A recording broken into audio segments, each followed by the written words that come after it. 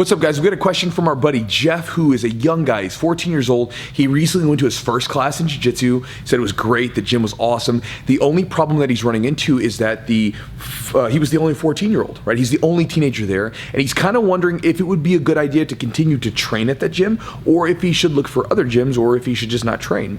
So, Jeff, first off, thanks for the question, and let me tell you a story about a not even a teenager, a young kid, like 11 years old, who started training with us back in the day, and how that all went down. So back in the day, my coach wanted nothing to do with kids doing martial arts. He's like, I don't want to deal with them. I know other martial arts gyms do it, but I don't do it. It's not my thing, just how it is, right?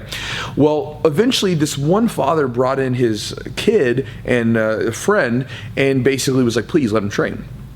My coach reluctantly said, okay, fine, sure, he can train and he can try, whatever. Who cares? We'll let him try.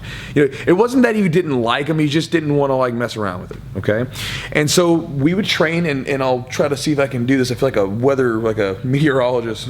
Cloudy skies are here. But basically, we would all be here in the center mat, and we'd obviously do our techniques and learn them. And then when everybody was drilling, these kids would be in the very back here in the corner, doing their stuff, right? And again, my coach didn't pay a lot of attention to him at first. And it was about a week and a half, 2 weeks into this, he noticed this one like gangly long kid who was just snapping, triangles in left and right. Like we were working on a triangle choke, and he said, man, he was just getting that triangle, boom, boom, boom, left and right. And I remember him talking about this. And he said that's when he kind of took notice of it. And then, it wasn't like that long afterwards that he had his first competition, and he just killed everyone in his division. And, that was when it was kind of like, man, that kid's a beast. Right, and that's who it was. It was Chad, right? Chad Hardy.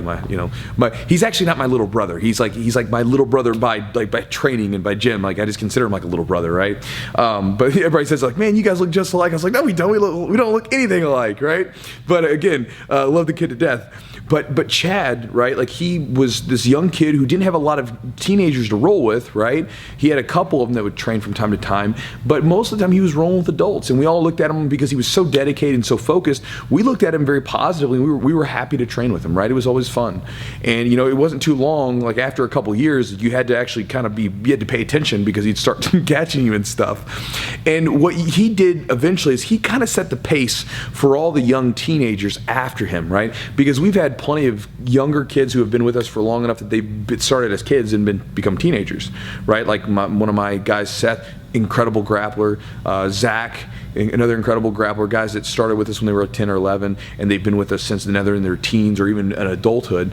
And again, they've become incredible grapplers. And I think that Chad had a big role to play in that, whether he knows it or not, that he was setting the pace. Like when these young teenagers would come in, they would look and be like, oh, Chad's done this, right? Chad won the Nogi Pans and Nogi Worlds as a teenager. So man, this stuff's actually possible. We can do this, And so again, for you have a unique position now because you can be the first teenager in your gym. You can be the first, right? You can be a leader of the program.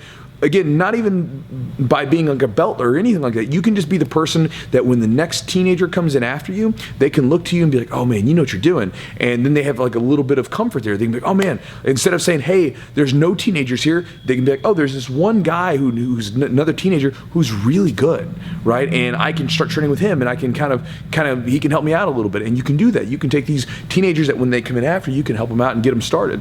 And again, that'll start to grow because as one person starts, another comes in, and then you get this core group, right? And then it's like the law of attraction or something. It's like all of a sudden it just starts coming, right? So people start coming in and like all over the place because they hear about it and they find out about it. That's the way like jiu-jitsu happens a lot of times. Like I remember starting, we used to have like little bitty small classes, and then all of a sudden it started to grow, and we had this core group, and people started to come in around it. And so you can be a part of helping start that core group of teenagers in your gym, and helping lead the way and set the pace, set the tone for the teenagers that are going to come in after you.